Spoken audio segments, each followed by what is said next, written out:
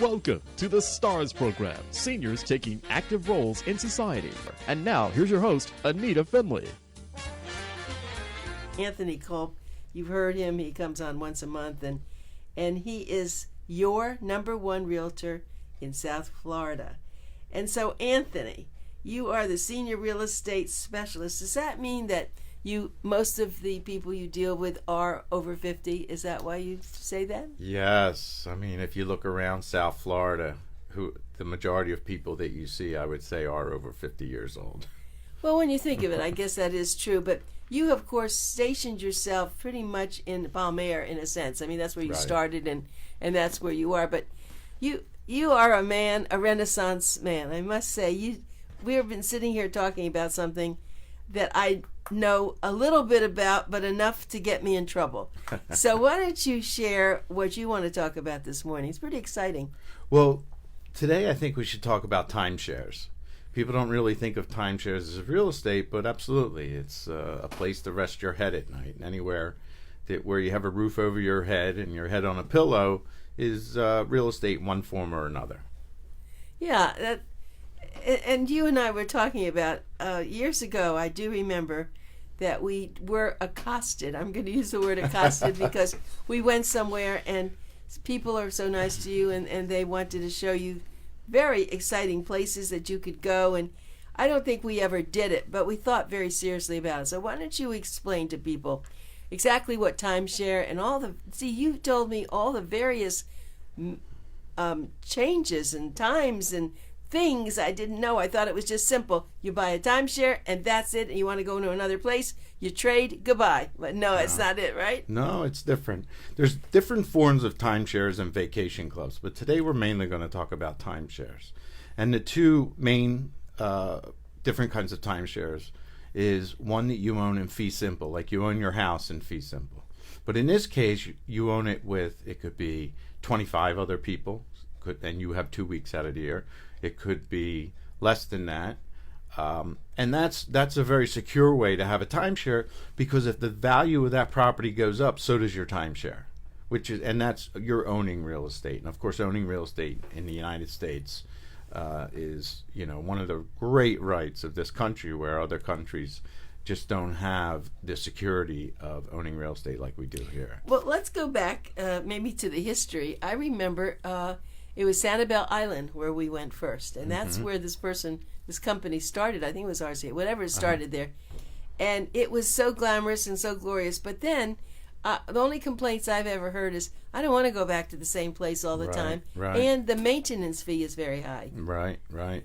Well, the second form of timeshare is more like a lease. So you will pay, whatever you buy the timeshare for. Say it's $10,000, just to use a number. And then your maintenance fee may be $300 or $400 a year. But what you're really buying is a lease. So if you have to sit down and do the math. I'm buying this for $10,000. The lease is for 20 years. That's $500 a year. Plus I'm paying, the $300. That's $800 a year. How much would it cost for me to just rent there and be able to go? And then if I don't like it anymore, or if I've seen it, been there and done that, then I move on to the next place. And when you purchase a timeshare and it's a lease, you want to make sure, is it exchangeable? Can I gift it? And how much do I have to pay to exchange it? And there's several different timeshare brokers. The largest one, which I'm sure everybody knows, is RCI. And now they've even gone into trading your timeshare for a cruise. So okay. So you did buy a timeshare. You got into this field. Yes, you did. But when you think about it now, it's very expensive to go even one night to a nice hotel. It is. So when you said $800, let's say you paid $10,000 and you have your maintenance. I mean, if you use it even 5 years, you have saved a lot of money. Well, depending on where you're going. Yeah, not right? in 5 years. I would say you'd have to use it if it's a lease timeshare. I would say you'd have to use it at least 10 years. Excuse me, I didn't know there were lease timeshares. Right, I thought you just buy a timeshare, it's yours. No. There's two kinds. One where you own the property, you're on the deed, and the other one is a lease. and you're paying for the lease for 20 years, and then you have to renew. And if you renew, there's a fee in that.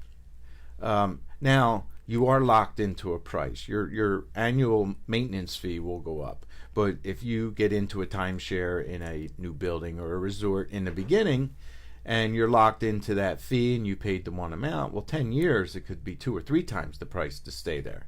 And in that case, you are doing well with it.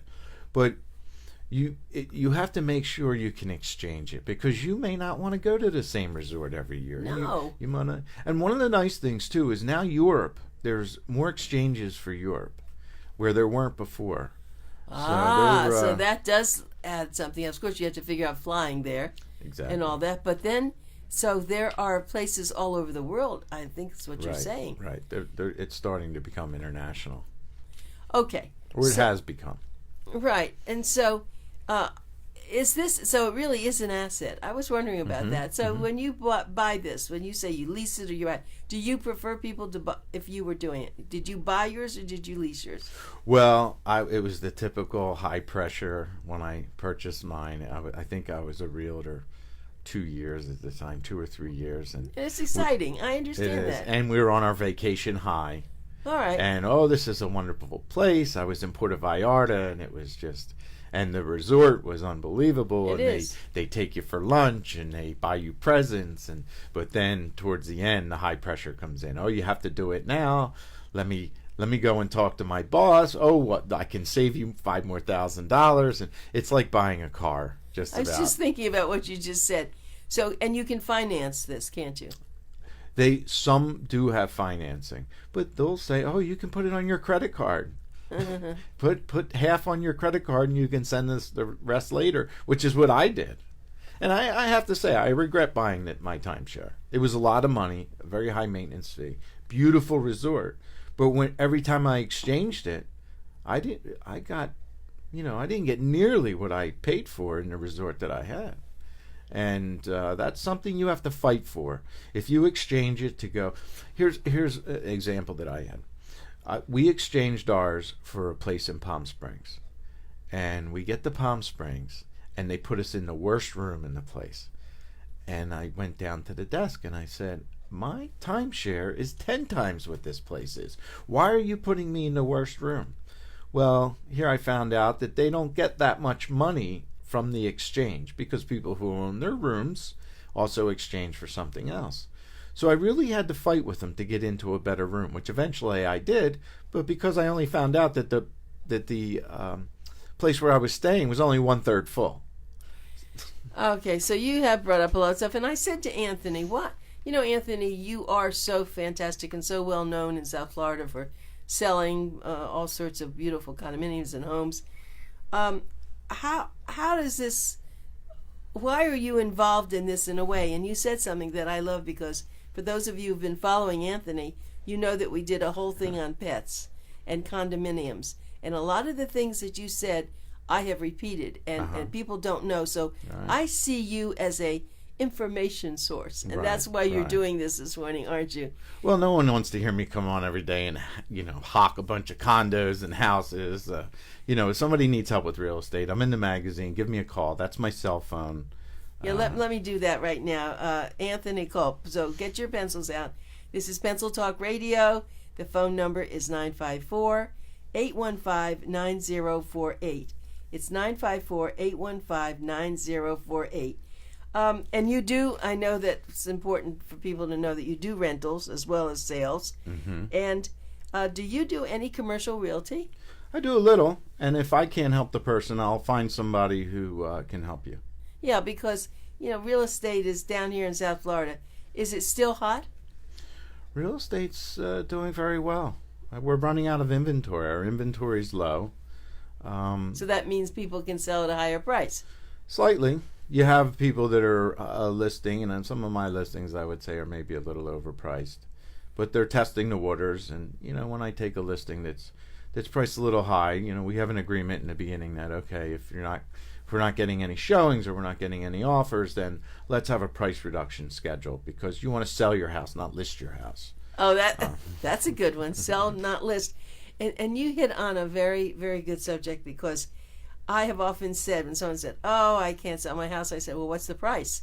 I said, if you put it up for $5, you could sell it, right? Right. Okay. If you put it up for $5,000, you could sell it, right? Let's just keep going up. Right. And there is an amount that someone Correct. it's a steal. People want to steal things. It always comes down to price. People will say, "Oh, well, it's the roof or this." Well, you make a price adjustment for the roof. It's it doesn't have good curb appeal. If it's not a good investment to put $3,000 into landscaping, then you may only get 1,000 of that back. So just lower the price. But it always comes down to price. One of the things I explain to people is, if you go shopping and you see a can of peas on the shelf, and the can of peas is $2, you walk by and say, "Oh, I love that brand of peas, but I'm not going to pay $2 for it, even though I love it." And you go back the next week and it's $1.50. You say, "Oh, I love the can of peas, but I'm not going to pay $1.50 for it." And you go back the next week and they're having a sale for 99 cents and you buy 10 cans of peas, even though you're only going to eat one every month. Interesting. And it all comes down to price.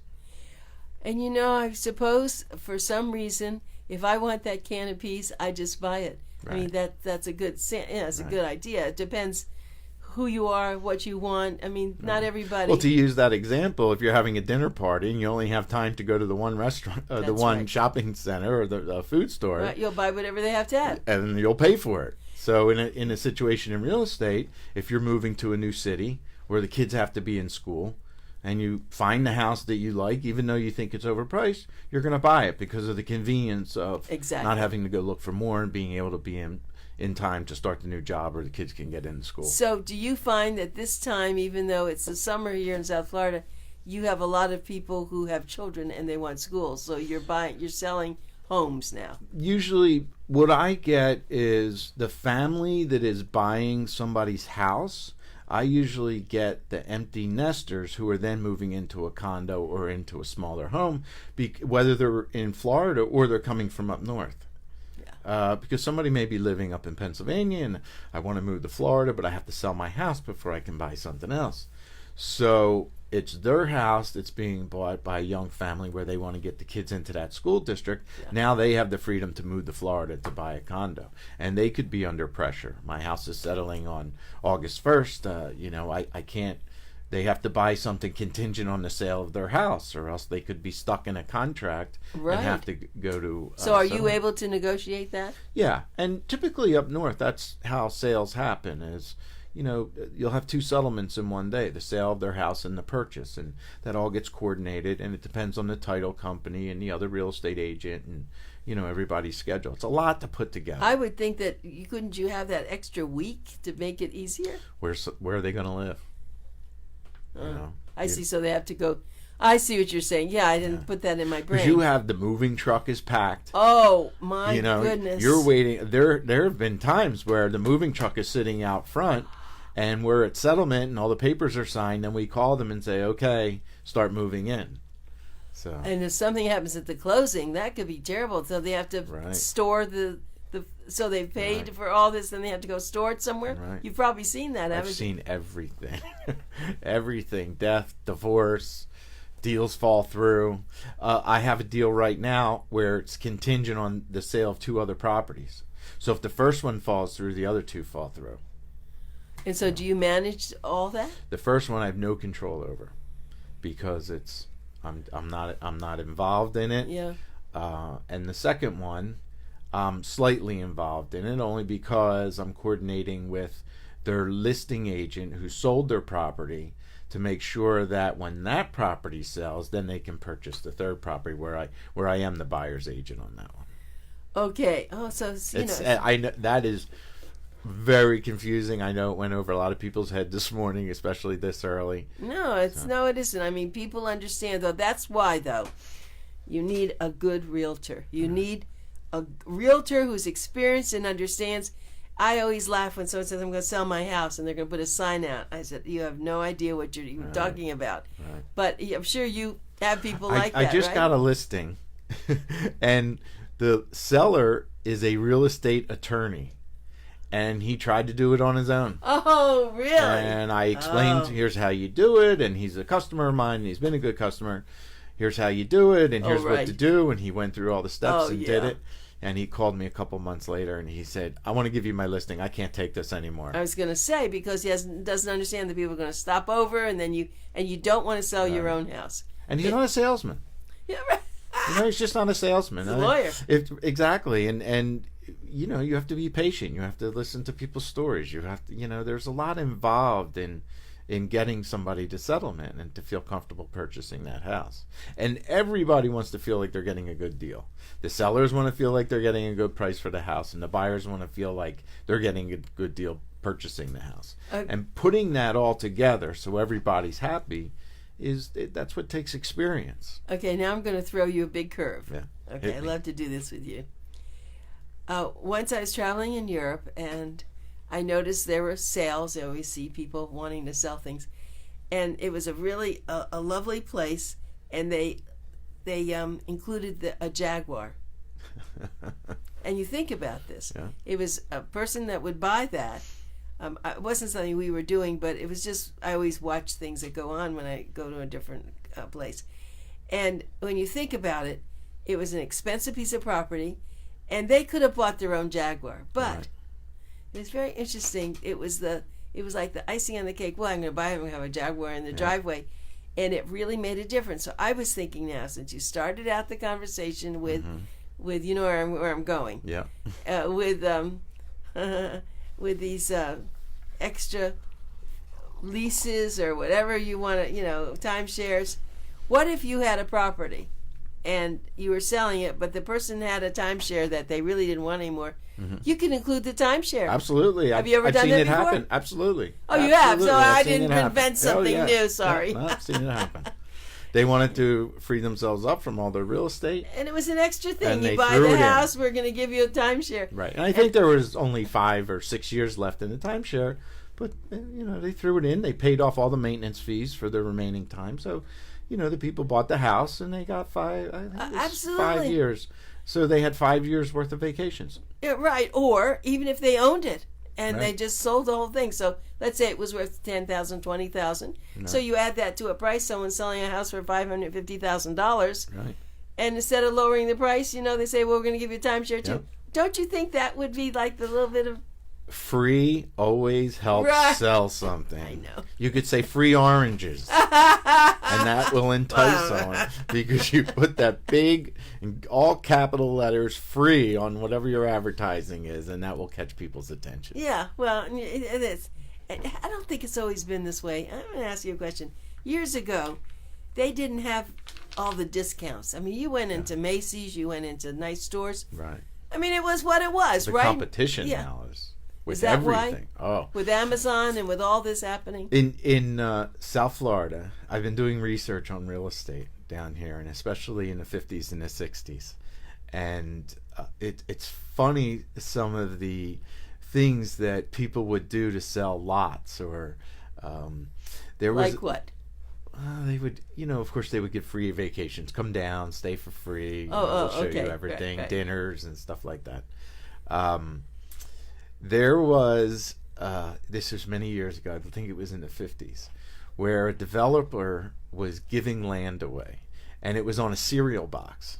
And you would cut... What was on a cereal box? You would, if you cut this thing out of the cereal box and mailed it in, you would own this piece of property. Oh, come on. Now, it was a very small piece of property.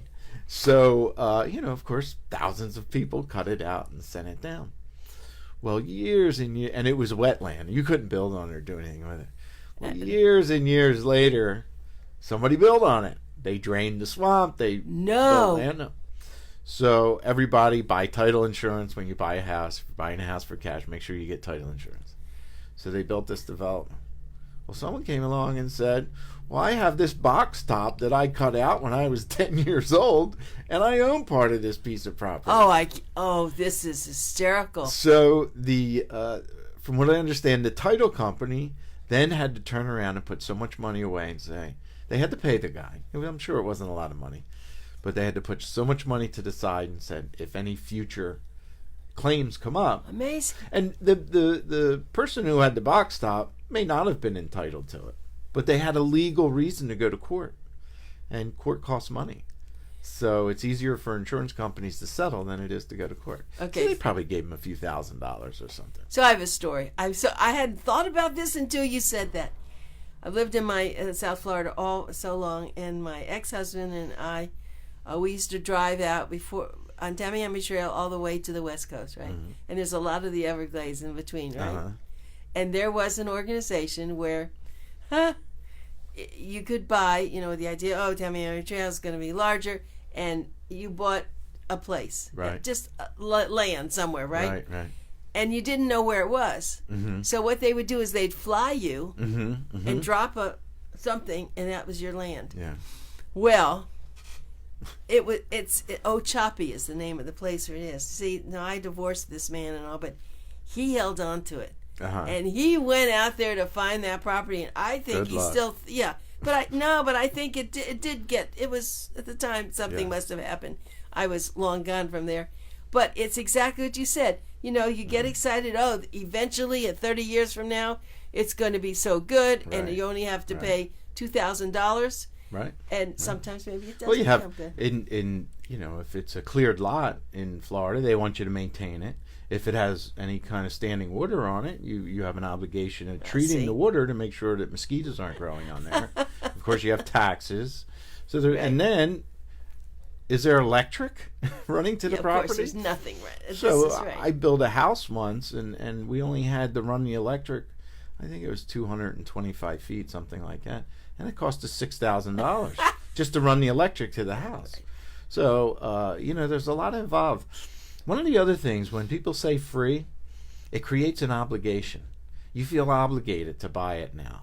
They flew me down here. They took me to dinner. They gave me show tickets, and so be careful of obligations, right? Right. Yeah. Well, the reason that I think I love having you on the show is because you're very open with people. So maybe someone isn't buying or selling at this moment, but if they have any real estate questions or ideas, if they call you, you're smart enough and you've been around long enough in this business to give your opinion. And you do that without disgusting anybody. That you don't charge, do you? No. No. If I can't give you a solid answer, or if I don't know, I will find somebody who can. One of the things you brought up, buying property in another country. When you purchase, every country is different with home ownership. And when you purchase in another country, you better research. I just sold places. One couple moved to Ecuador. Now they were renting, so it wasn't so bad. But even in a case where you're renting, you still want to know what are my tenant rights. And the other couple moved to Mexico, outside of Cancun. And in Mexico, from what I understand, when you live along the coast, Americans can't actually own the property. You have to buy it through a trust. And you want to find out, can the government take this property from me? Well, I'm sure in Venezuela right now there's a lot of stuff like that going on. In Venezuela, I've been there. I had friends there. I went to Margarita Island. I've done a lot of things there. I'm wondering what's happening there now. Yeah. Well, when they get it all straightened out, it might be a great place to invest. You'll have a lot of Venezuelans moving back, because it is a very beautiful country. I've never been there, but you haven't. But I'm sure in Palmyra there are a lot of Venezuelans. Oh yeah. I remember they came also to Boca, but Palmyra really was very big with that. Right, they had a lot of vacation homes to start out. Oh yeah, because there was a lot of wealthy Venezuelans. Yeah, Palmyra is a unique community because now there's so many people of all ages and all ethnic backgrounds. It is very interesting. Well, and the other thing that's exciting, I went to a planning and zoning meeting 2 weeks ago. So the Isle Casino, which is 232 acres, they were just approved for 4,100 condominiums.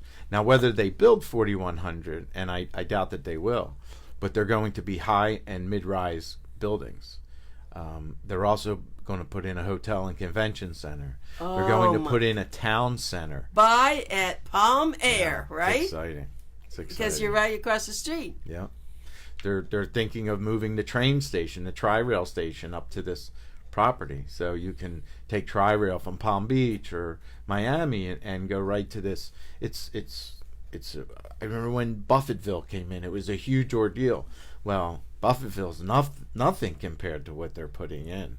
And I think on August 28th is another hearing, and I think they're going to be showing their plat. So they're going to show where they're putting everything, and it's very exciting. And they're moving very fast on it. And you're involved in it, and I know that, and so you'll be getting a lot of I have been in touch with the Cordish companies, which is the same company that did the Hard Rock.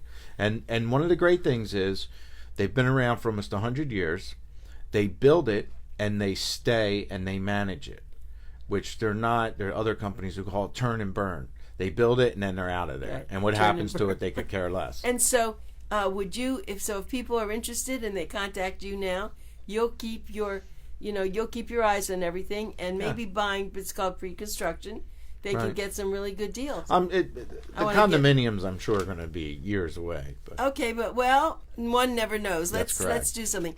Okay, Anthony Kulp, KULP, 954-815-9048, 954-815-9048. He calls himself a senior real estate specialist, but I got to tell you something. That's a designation. So that's a designation, right? Yeah. SRES. But he is, as he sells, he is smart, and he tells you, buy smart, sell smart, live well. Now, let me give you his website. All right? Get your pencils out. Anthony, I'm sorry, it's not a website. It's his email. I want to do that. Can I do that? Absolutely. Anthony at Real Estate SO Florida. No, let me do it again. Anthony at realestatesofl.com. That stands for southflorida.com. Anthony at realestatesofl.com. And we've been on Facebook Live. And if you want to see the show, you can go to ANITA FINLEY Facebook, and you'll be able to see it. He's a charmer, ladies, I have to tell you, and he's so smart, and I love having him come here. So thanks a lot for being with us, Anthony. Thank you, and congratulations on your big turnout for the amazing. Health Expo. Oh, really? The expo was sold out. It was very exciting. Great.